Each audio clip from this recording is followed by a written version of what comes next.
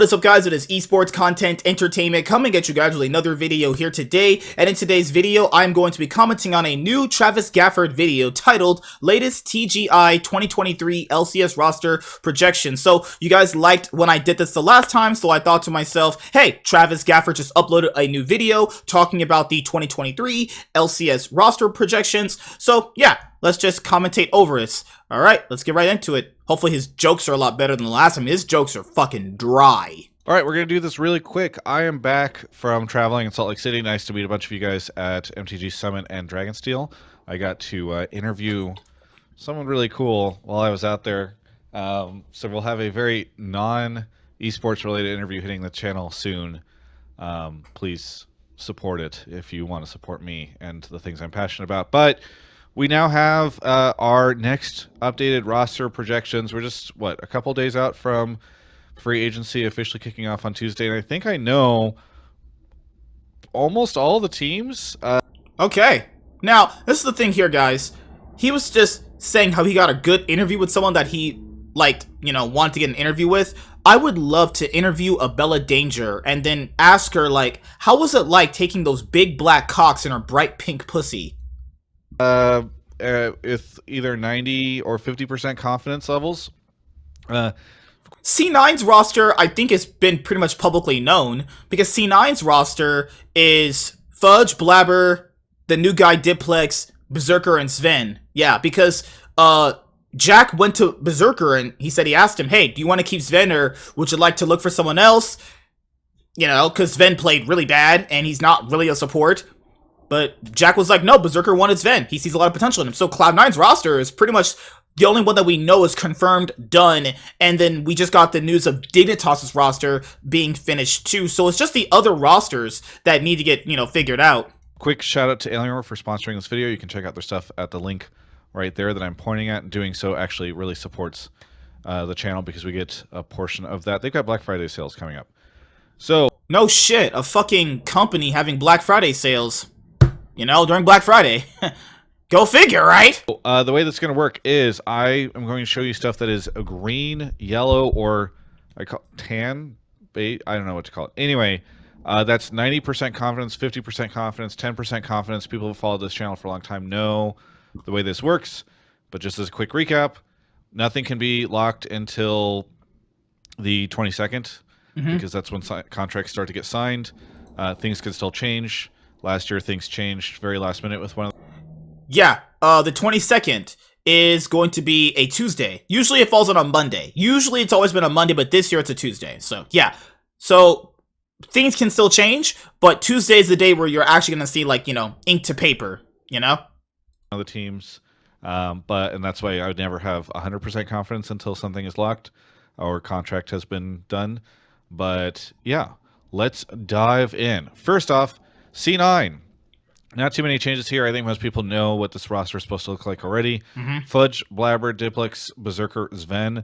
Really love the fact that they are keeping together this lineup. Yeah, the thing here is, as someone who loves C9, I've been a C9 fan forever, there's something with the LCK and the LPL rosters is that a lot of the really successful rosters over the years have at least kept two of the same players. You look at RNG, they've kept fucking Xiaohu and Ming for so long. EDG has kept Scout and Mako for so long. And that's something I've noticed with their regions is that they'll keep the pieces that they really know are good and they just kind of build around them. And I like that Cloud9 went, okay, we won the LCS. Granted, it was a pretty weak LCS split, but we won. Let's keep the same roster, but let's make a change somewhere, and they decided that the best change they needed was changing out the mid laner, Arguably their weakest player, let's be honest here, it's crazy to think about Jensen being their weakest player, right? I don't know how this Diplex guy is supposed to play for them, I've never seen this guy play, if anyone has seen him play, let me know how good he potentially is. I mean, I've heard rumors saying he's pretty shitty, but I honestly don't know, guys. Actually, one summer, oftentimes you see teams blow up their rosters and all that stuff, even when they've been winning. But it's cool to see that they are just making a change in the mid lane. And so, there you go. Next up, we have TSM. So, this has already been reported, I think. By the way, a bunch of the stuff is out there from Wooloo or other outlets, please go check all those outlets out. And I'm not trying to like not source them or credit them. It's just everybody's kind of putting everything out there. So, but everybody who's doing coverage of the offseason, they're doing great. Go check out their stuff. Yeah, LCS Eevee been doing a good job. There's another guy out there been doing a pretty good job. I forgot his name. I just followed him today, but those three have been doing a good job. Alejandro Gomez doing a good job. Yeah, I'm still doing this video too. So TSM's roster is Solo, Boogie, Maple, question marks. That's not a player, and then Chime. I think Chime was good. I liked what I saw out of him. You know, Maple I thought was actually good, all things considered, for the position he had to play for TSM. Boogie was supposed to be I forgot. I heard that guy's name before, but I really don't know that much about him though. But we already had a rumor that they're gonna keep Solo and Maple and Chime. If Solo does not play well on TSM up for this year coming up, he's gonna be gone, guys. You won't be seeing Solo having a team, so you better be putting up some pretty good performances all year. You know, like Solo was good for what TSM needed at the last minute, but he's not a player that you keep long time. He's just good for what he's able to do. Now, is that what you need to potentially be in playoffs? Who knows? TSM, Solo, Boogie, Maple. This is the one place where I have absolutely no idea who their ADC is. I'm going to assume that it's a random North American player that's been around for a while. And then Chime. Next up, TL. So this is interesting. We got 50% confidence on Summit. I've been hearing the name a lot for this position, but no one I think is like completely sure. So I'm not. Okay, so this Harry actually used to play on Order in the OCE. I actually did an interview with Harry a long time ago when it was announced that Australia was going to have players that wouldn't count as imports, right? Harry, I did an interview with him a long time ago. It's actually still on the channel. I promise you, it's there. I wonder if I could contact him, you know, see if we'll do like a follow-up interview, actually. Yeon was the AD carry that they had with Alea. That bot lane was really good. But it turns out that Alea is going to be going on to FlyQuest. Summit, that would make sense to go to Team Liquid, because Summit said he was exploring options in the LCS. Because he was in talks to join Mad Lions, but he was like, I want to kind of join the LCS teams. He liked playing here, because it's very easy to stomp people here. I'm going to put it in green. I probably could put it in green. I debated it, but yeah. Probably a Korean import. Like, Harry's been in Academy for a while. I think he's... I'll see how he plays, but I think he deserves a shot at the LCS at least. Because this is almost certainly going to be a full Korean-speaking team. They just announced Marin as their coach.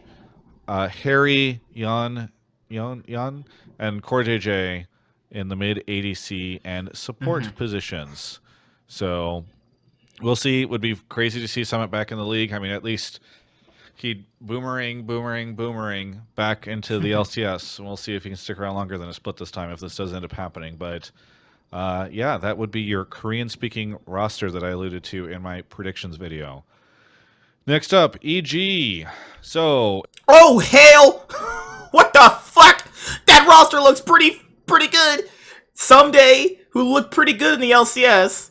Inspired, obviously, MVP quality. Great player, right? Jojo Pion, best mid laner of the LCS. FBI, suspect performances, you know, throughout the year, but still pretty good, right? And Vulcan, arguably top 3 support. That looks like a top 3 team right there. That looks pretty fucking good. Holy shit. FBI and Ssumday were like, fuck 100 Thieves. Peace out, bitches. We're on the Evil Geniuses. They literally went to the org that beat them earlier this year. These players ain't shit, man. Instead of Impact, this would look to be a... Yeah, and Ssumday would be a upgrade over Impact, actually. So, that's good. Ssumday roster. Inspired, JoJo, FBI, and Vulcan. This is 90% confidence. I'm almost certain that they've basically locked their roster. Again, things could fall through, but I don't know. I'm very curious. I don't think FBI is Danny. And so I'm sad that things did not work out and Danny couldn't come back into the league, though I wish him... That wasn't going to happen. Like, I wish Danny all the best, but that wasn't going to happen based off his mental state, you know? And I think FBI is going to be a better player long-term for them than Danny was. I'm not saying Danny was bad, but, you know, his mental state was not ready for this, you know? But I think FBI will definitely slot in very well with this roster. FBI and Vulcan bot lane seem like it's going to be pretty fucking good. Obviously the best with anything he's going through. Ssumday is funny because kind of similar to Impact in a lot of different ways. So I think this kind of brings their starting point a little lower, but we'll see. Maybe you could argue that Huhi was holding FBI back. I don't know if that's necessarily true, but if you were like a Huhi skeptic and you thought like that was actually the issue there, then perhaps this roster will be really, really good. But either way, you know, it should stay near the top. They've still got Inspired Jojo Vulcan. I'd love to see that they've kept the majority of their lineup. Okay, next up, we have 100T. So obviously I've talked about this before. Woo! 100 Thieves, Tenacity, Closer, Spica. They're choosing between Closer and Spica. Oh, come on. Get my boy Closer is so much better than Spica. Come on, man. This guy's been like the best jungler in the league for ever since he came in. You know, really kick that guy for Spica? Oh, come on, 100 Thieves. Don't do that. Don't do my boy like that. Do not send fucking Closer to the gulag. Don't do that. Bjergsen, you guys know how I feel about that guy. Fucking hack. Double lift over FBI is a pretty big downgrade. I'm not gonna lie about that. Like, it's a pretty big downgrade right there. Busio, I've seen this guy play some Academy games when I watched them. He's actually pretty good. I think that is a good upgrade over Huhi.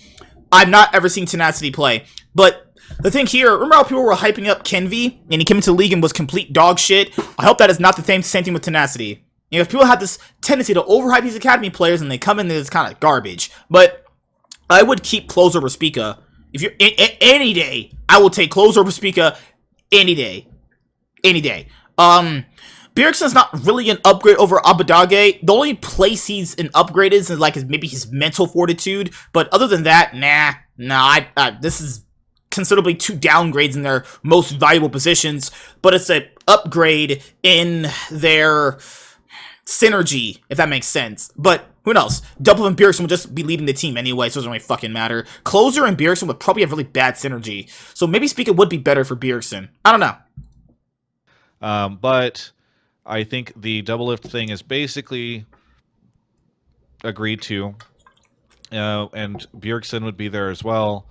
The Tenacity and Busio coming in the top end support position. The one thing was in the prediction. No, actually, it was in the predictions video. The night before, I talked about how 100T was in the lead for double.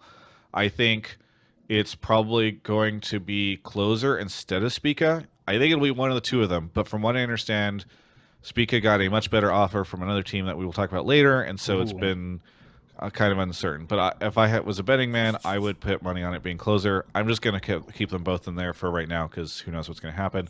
Obviously, there was a report of Unforgiven coming over. I'm not going to say who it was that reported it because I don't want to offend the person if I get it wrong. But one of the, I think, European journalists got it. And then, so I think that player will end up in Academy. So theoretically, your 100T lineup for next year is Tenacity, Closer, Bjergsen, Double Lift, Busio. What do you guys think about that? Crazy roster. Let me know in the comments below. IMT. So this, I'm kind of cheating here because I'm filling in with a genre of player versus the players themselves. But Revenge, Kenvi. Revenge and Kenvi are trash. I said it. Revenge sucks. Kenvi definitely fucking sucks. I don't know who Olive is. What is he? Olive Garden?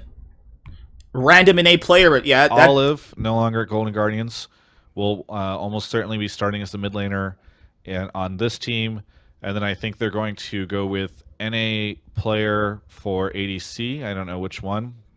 There's kind of like a lot of different North American ADCs that are around, right? And so we'll see who ends up in that situation. And I think they will. Let's be honest here, guys. This roster is going to suck. No matter who they put together, this org sucks. The fucking rosters stink. You know, I just feel bad for any player that has to play on that dog shit org. Will import a non-Korean player in the support position. Dig. Now, Wooloo did get a bunch of this stuff earlier today.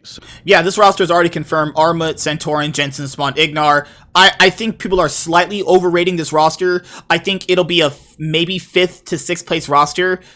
given however the other top teams look. I think Evil Genius's roster looks better.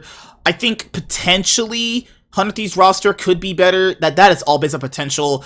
I mean, Team Liquid's could be better. I think this is not as good as everyone makes it out to be. I think max the ceiling is 4th for them, but on average, I think 5th to 6th. Just depends on how the other rosters look. So I think we can pretty much confidently say that their lineup is going to be Armut, Santorin, Jensen, Spawn, and Ignar. Very interesting. I would not have expected this from Dignitas. I think as interesting as this roster is, what is more interesting to me is like what the hell went on behind the scenes to actually make them. Yeah, because Jensen joining Dignitas is fucking crazy to think about. You know? Like, how did they get these players to sign? This is Dignitas we're talking about here, guys. Dignitas. The shitty LCS org that has existed for a very long time and has done just basically fuck all. Start trying to be competitive near the top, because I think that this roster could be contesting for top 5, top 3. I don't know. Kind of depends on how you're feeling about Jensen these days and Armut. But yeah, I think this is very fascinating, and I don't know what it means for Dig, but I hope that they're actually going to, like, if they're going to field a roster like this, I hope they put out content and do interesting stuff with it. But yeah, there you go. There's your Dig roster. FlyQuest. Now, this is, I think, where Impact is going. I know it's been reported, I believe, from Wooloo about Vikla going to the mid situation. I think this is probably where Spica ends up. I heard he got a pretty good offer from FlyQuest. Yeah, and FlyQuest were looking to spend money. They've said that. You know, you have Travis, not Travis, fucking Papa Smithy. So you know he wants his Korean top. He had him in Ssumday. You know, wait, to be fair, Ssumday was there before Papa Smithy, but you guys see what I'm trying to say, right? Spica going there would be maybe better. It doesn't really matter if you swap Closer and Spica, really. I think Spica going here is fine. Impact being here is good. I think Impact is good enough to be in the league. He's always been good enough to be an LCS top laner. Alea been announced to go to FlyQuest. I think he's a good support. He should have had a starting spot position this year over some players, actually. And yeah, so I think about FlyQuest. Is that spending big for them? Grabbing Impact and Spica? I don't know. Fuck it.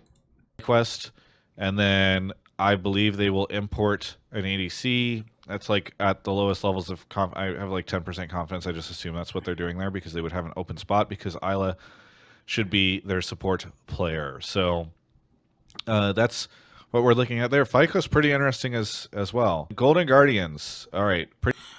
Golden Guardians. Yeah, Huhi is going back to Golden Guardians. They paid a lot of money for River toward the end of the LCS 2022 summer split, so it makes sense that they would keep him for a little bit longer. They paid what I heard was a good amount of money to just instantly grab River to make it better for them, and then they barely made playoffs, and then, you know, got knocked out in the losers bracket first round. Golden Guardians is a fucking joke of an org, but Stixay is bad. God, how does Stixay keep getting teams? How does this guy keep getting starting spots? Stixay is bad.